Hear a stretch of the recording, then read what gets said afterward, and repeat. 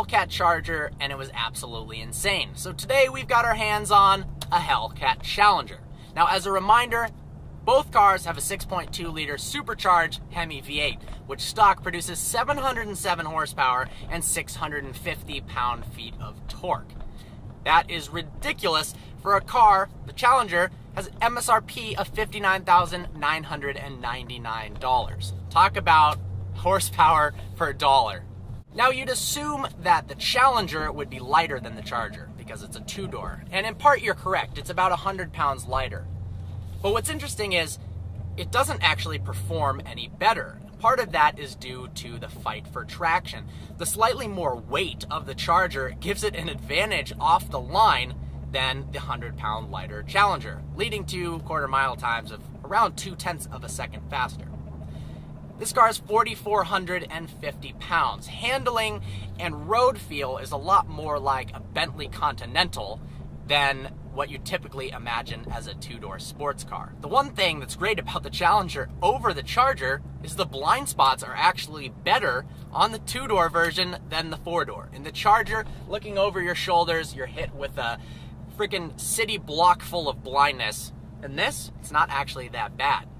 More benefits for the Challenger: the availability of a 6-speed Tremec transmission. A 6-speed in a Hellcat would be a hell of a cool combo. In the Charger, all you can get is the 8-speed automatic, which is fitted to this car. Now, I do really like the 8-speed automatic that comes in the Hellcat. Paddle response is very quick, and shifts at full throttle are like butter. This is very much a two-faced machine. On one hand, it's an absolute monster from roll races, and on the other, it's a comfortable daily driver, just cruising around over even crappy Michigan roads, and it does very, very well. We're in street mode, traction control on. The car is very easy to drive. Now, there's two different keys. I'm sure you've heard about it before, the black key and the red key. Now, the black key puts the car in valet mode. It turns traction control fully on, disables launch control, disables the paddles, limits the car to 500 horsepower and 4,000 RPMs. Red key, full-fledged, you can turn everything off, 707 horsepower, and absolutely floor it. So let's flick it down into second gear, mash the pedal. One of the coolest parts of the front end on the Challenger is its air intake.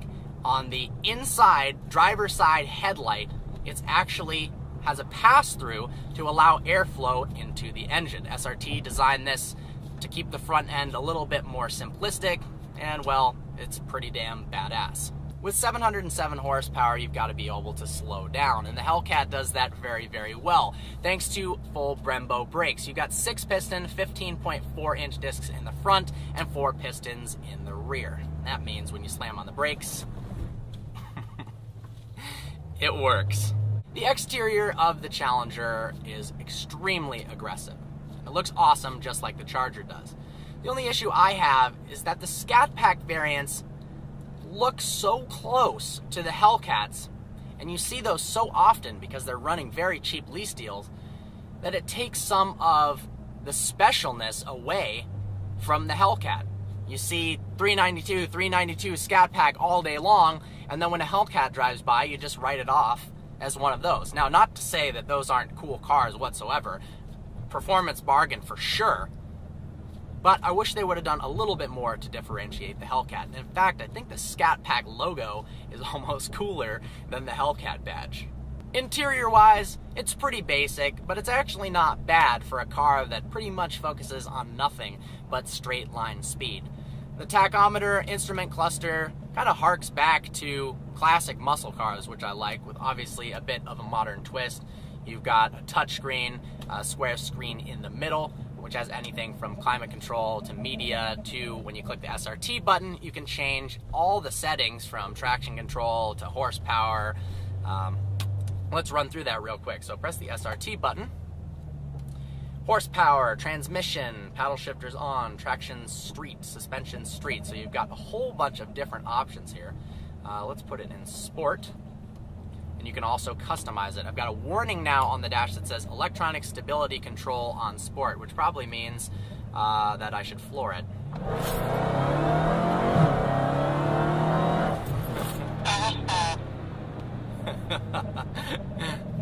Wow, alright. This car is insanely fast, and surprisingly, with these Nitto tires on the rear, it hooks pretty damn good for a 707 horsepower rear-wheel drive car.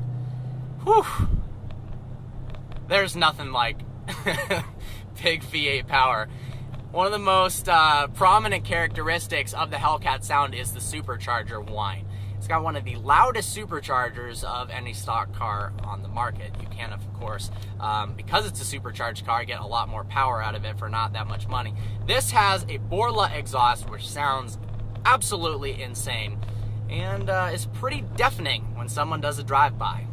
Before this review, I actually thought for sure that I'd rather have the Charger than the Challenger, because the Charger is even more two-faced. It's a sedan. Yes, it looks aggressive, but it's got 4 doors, yet can destroy supercars on the highway. But after driving the Challenger, I actually like it more. I think if I were to get a Hellcat, it would be a Challenger with the 6-speed manual transmission. It puts the power down better than you would think for a car like this, and you can actually push it through turns pretty decently. Flying up to this sharp left-hander, flick a few downshifts.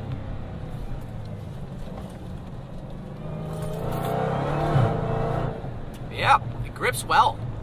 So as a summary, here are some of the things I love and hate about the Hellcat Challenger. First up, the availability of a manual transmission in the Challenger. They really should offer it in the Charger. That would be one of the coolest sedans in the world. Second, power for the money. 707 horsepower, 60 grand.